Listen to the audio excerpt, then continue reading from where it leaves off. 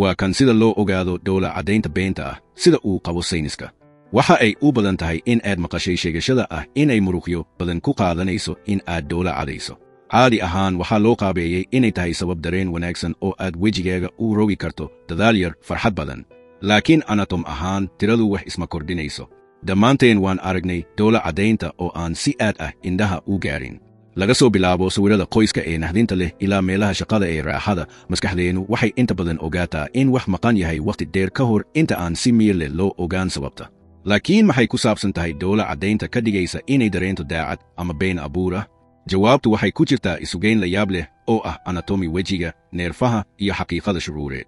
Dhammaan dhoola caddaynta looma wada sinayn marka loo hadlo anatomi cali. Waxaa jira ugu yaraan 2 nooc oo kala duwan: dhoola caddaynta duurheyne taas oo ka tarjumaysa farxad dab ah, iyo dhoola caddaynta aan duurheyne kaas oo u janjeera inuu noqdo mid bulsho ama istiraatiiji ah. Waxaa loogu magac daray Guillaume Duurheyne de Boulogne oo u dhashay Faransiiska qarnigii 19aad. Dhoola caddaynta duurheyne waxay kicisaa 2 kooxood oo muruqa ah. Kooxda koowaad waxay la xiriirtaa geesaha afka, halkaas oo tusaale ahaan risorius laga bilaabo Latiinka si loo dhoola caddeeyo waxay soo jiidataa geesaha dibadda, iyo zygomatius muruqa weyn ayaa kor u qaadaya jaantuska murqaha zygomatius. Mawqifyada zygomatius ee muruqyada waaweyn ee lafaha wejiga. Midda labaad uguna sheegashada badan muruqa waa orbicularis oculi, kaas oo adkeeya murqaha indhaha ku wareegsan, soona saara cagaha tukaha ee caanka ah iyo cidhiidhiga jilicsan ee aan la xiriirno diirimaadka iyo farxadda.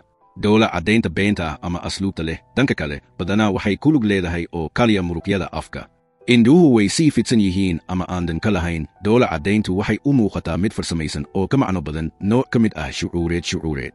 Dhoola caddaynta dhabta ah iyo kuwa been abuurka ah labaduba waxay ku xiran yihiin dareemaha cranial v oo sidoo kale loo yaqaan dareenka wejiga, kaas oo calaamado ka soo diraya maskaxda ilaa murqaha muujinta wejiga.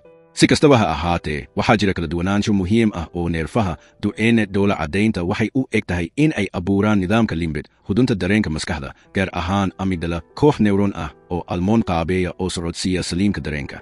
Dhoola caddaynta aan duurheyne ahayn marka la barbardhigo waxay inta badan ku hoos jiraan kontarool miyir leh oo cortical ah oo ka soo jeeda keliyaha mootada.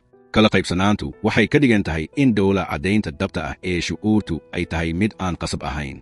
Si fudud uma yeeli kartid orbicularis oculi in ay qandaraas ku qaniso ilaa aad si dhab ah u dareemayso dareenka ka dambeeya muujinta. Xataa jilayaasha xirfadlayaasha ah waa inay galaan xusuusta dhabta ah ama farsamooyinka si ay u soo saaraan si lagu qandi karo. Waa maxay sababta maskaxdeennu u aragto farqiga?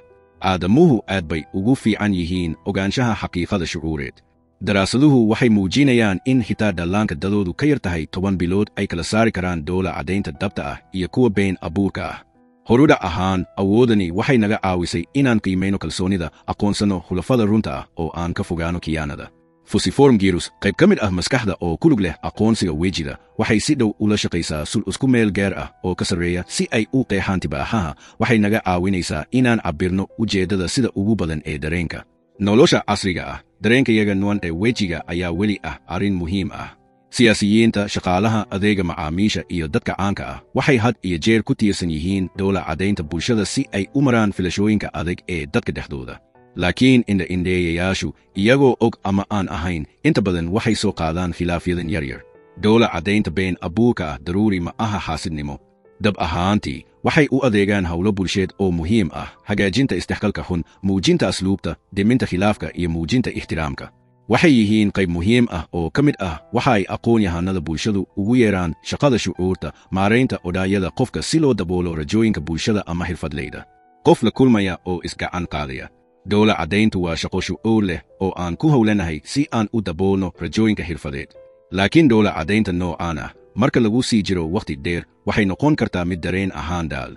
Daraasadaha foosha shucuureed waxay soo jeedinayaan in loo baahan yahay in la dhoola caddeeyo iyada oo aan la helin dareen dab ah, gaar ahaan doorarka adeega. Waxay la xiriirtaa cadaadis kordhay, gubasho iyo xitaa cadaadiska wadnaha iyo xididada. Markaan uu sii gudubno dada ay wejiyada synthetic laga bilaabo chatbots ilaa caawiyayaasha farsamada ayaa loo qorsheeyey si ay u soo celiyaan tibaaxaha aadanaha. Weli caqabada ayaa weli ah: sidee baad u been abuurta xaqiiqada? Injineerada ayaa diyaarin kara dhoola caddaynta, laakiin la'aanteed maroojisyada yaryar ee ku wareegsan indhaha. Qaar badan oo ka mid ah tibaaxahan ayaa weli u muuqda kuwa aan caqligal ahayn. Anatomi noo gaar ah ayaa dejisa heerka dahabka. Marka xigta oo aad isku dayayso in aad codka ka saarto qof hadalkiisa, kaliya ha eegin afka. Daawo indhaha